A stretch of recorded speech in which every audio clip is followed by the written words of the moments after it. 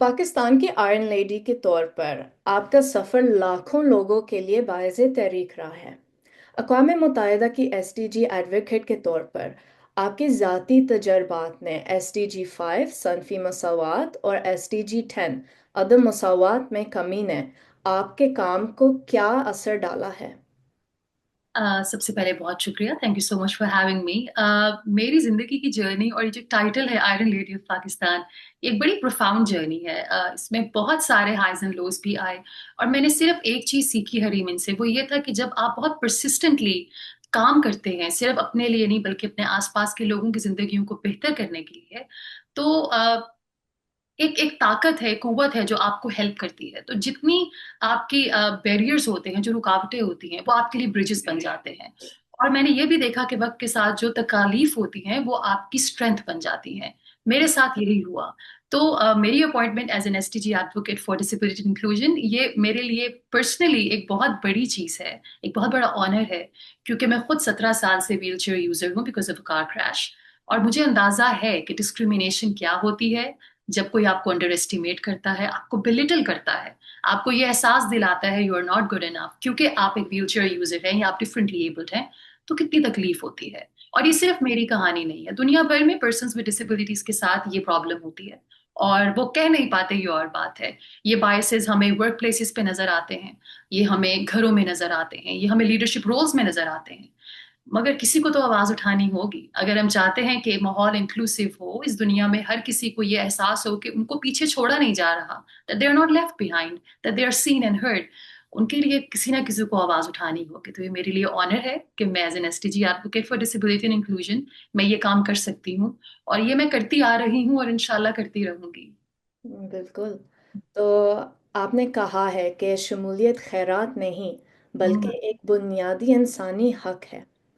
तो आपके ख्याल में एक जामे मुआशरा कैसा होता है और वो कौन सी रुकावटें हैं जिन्हें अब ही ख़त्म होना चाहिए? देखिए, इंक्लूजन का वर्ड इस्तेमाल तो हम बहुत करते हैं, हर कोई कहता है जी इंक्लूसिव माशरा होना चाहिए। इंक्लूजन क्या होती है? जी। किसी को बेचारगी की नजर से देखना, किसी पे तरस खाना इंक्लूजन नहीं है। हम्म। एम्पैथी का होना, डिग्निटी का होना, ग्रेस का होना, जो जैसा है उसको वैसे एक्सेप्ट कर लेना, ये इंक्लूजन है।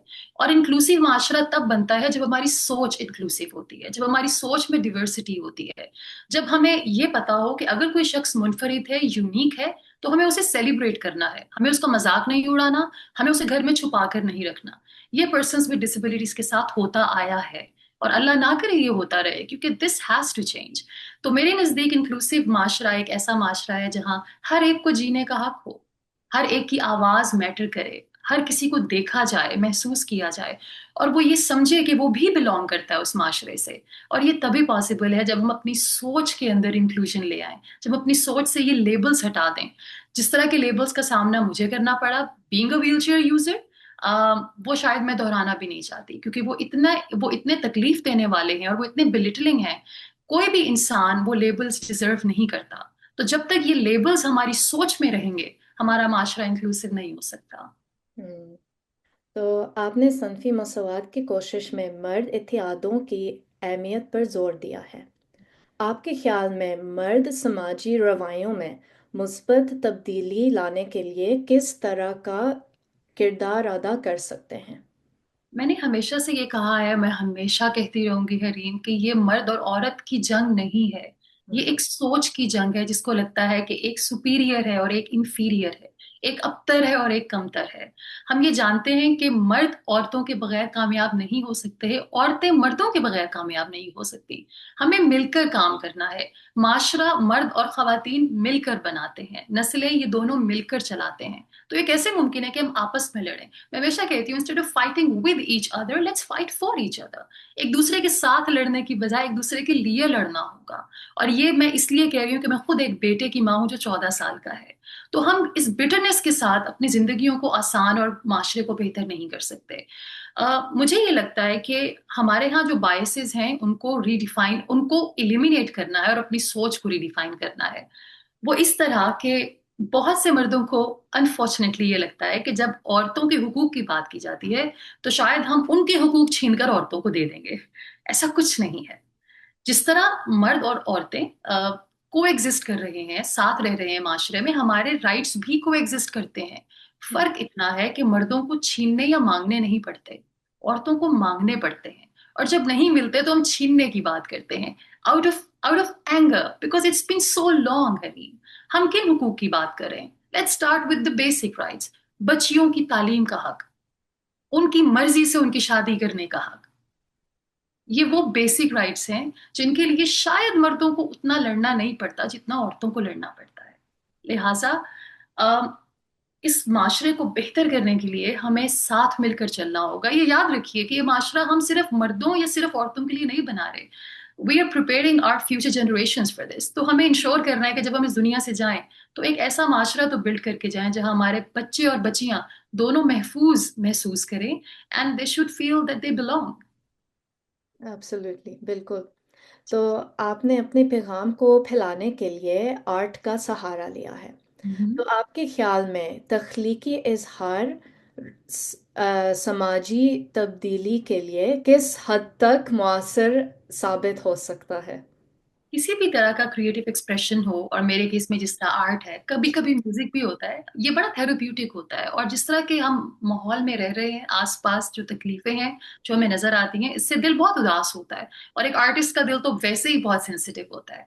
तो हमें बहुत सारे आर्ट की, म्यूजिक की, क्रिएटिव एक्सप्रेशंस की जरूरत है, बिकॉज इनके अंदर ये ताकत है कि ये हमें हील कर सकते हैं। मेरी जर्नी में बहुत तकालीफ रही, physical pain, emotional pain, and I think art ने मुझे बहुत सहारा दिया। It was my only escape। अभी भी अगर मैं अपने आप से थक जाती हूँ और मुझे खुद से मिलना हो तो मैं पेंट करती हूँ। और मुझे लगता है आर्ट में ये ताकत है कि बगैर कुछ कहे आप अपनी बात को कन्वे कर सकते हैं, और लोग बगैर सुने आपकी बात समझ सकते हैं सिर्फ आपके काम को देखकर। तो ये एक बहुत पावरफुल टूल है, जिसको सही तरीके से इस्तेमाल किया जाए तो ये हमारे दिलों को हील भी कर सकता है, ये हमें जोड़ भी सकता है, हमें एक भी कर सकता है। हम्म, बिल्कुल। तो ख़वातीन और लड़कियों को मुआशरे में मुख्तलिफ सतहों पर अदम मसवात का सामना है। हम्म। आपके ख्याल में आज पाकिस्तान में सनफी मसवात के हसूल में सबसे बड़ी रुकावटें क्या हैं, और इन पर काबू पाने के लिए किन तब्दीलियों की ज़रूरत है? मसफ़ात यानी कि बराबरी। तो सबसे पहले तो हमें अपने बच्चों और बच्चियों, लड़कों और लड़कियों को बराबरी की सतह पर बड़ा करना होगा। क्योंकि कहीं ना कहीं हमारे अंदर बायसेस मौजूद हैं। कहीं ना कहीं हम बेसिक लाइफ स्किल्स को जेंडर रोल देकर बच्चों को, लड़कों को आजाद कर देते हैं कि तुम्हारा काम नहीं। हम्म, कपड़े धोना, खाना पकाना, ये मर्द और औरत दोनों को आना चाहिए, क्योंकि ये एक लाइफ स्किल है। ये कोई ऐसा काम नहीं जो सिर्फ औरत ने करना है या सिर्फ मर्द ने करना है, ये सबने मिलकर करना है। और हम्म, मिलकर ही माशरा, एक बेहतर माशरा और एक अच्छा हाउस होल्ड हम बनाते हैं। और मेरे घर में ये होता है। मेरा भाई लॉन्ड्री भी करता है, खाना बनाने का दिल करता है तो करता है। और मेरा बेटा ये देखता है, वो ये भी देखता है कि मेरी अम्मी को खाना बनाने का बिल्कुल शौक नहीं है, वो काम भी करती हैं। तो एक खूबसूरत माशरा इसी तरह बनता है, जहां लाइफ स्किल्स को आप जेंडर रोल कहकर सारे कामों से बरी जुबान नहीं हो सकते। एक चीज मैं जरूर कहूंगी कि हमारे माशरे की लड़कियां, खवातीन बहुत empowered हैं। They are so strong and I am so proud of them. बहुत सी खवातीन को पुश किया गया from their parents, from their fathers, their brothers, and they have made their mark. कुछ खवातीन के पास ये चॉइस नहीं थी, और उनके पास स्ट्रांग होना ही एक चॉइस था। और मैं उन सब के लिए, मेरी दिली दुआएं हैं। एक चीज बहुत जरूरी है, वो ये कि हमने खवातीन को एम्पावर तो कर दिया। They have found their way, they have found their voice, and they are so open about it. हमने अपने बच्चों को, लड़कों को तैयार नहीं किया। दैट्स द रीजन बहुत से मर्द हजरात और लड़के, they feel intimidated, they feel threatened. जो वो एक औरत को देखते हैं कि वो एम्बिशियस है, वो करियर ओरिएंटेड है, वो थ्राइव कर रही है, वो सक्सीड कर रही है, तो लिहाजा हमें स्ट्रांग लड़के बड़े करने होंगे। ऐसे लड़के जो औरत की कामयाबी में अपनी कामयाबी देखें, अपनी नाकामी नहीं। और उनको इस बात का एहसास हो कि जब माशरा तरक्की करता है तो उसमें सिर्फ मर्द की तरक्की शामिल नहीं होती, उसमें औरत की तरक्की और उसकी मेहनत भी शामिल है। एंड अगेन, हम क्यों कर रहे हैं ये सब कुछ? हमारा ग्रेटर पर्पस क्या है? To make this world better for our future generations. तो हमें आपस में मिलकर एक दूसरे की कामयाबियों को सेलिब्रेट करके आगे बढ़ना होगा, इंशाल्लाह। बिल्कुल, इंशाल्लाह। तो पाकिस्तान में माज़ूर लोग के हकूक़ और रसाई के हवाले से आपके ख्याल में सबसे अहम कमी क्या है, और इन मसाइल को हल करने के लिए किन अमली इकदामात की ज़रूरत है? सबसे बड़ी कमी हरीम हमारी सोच में है, हम्म।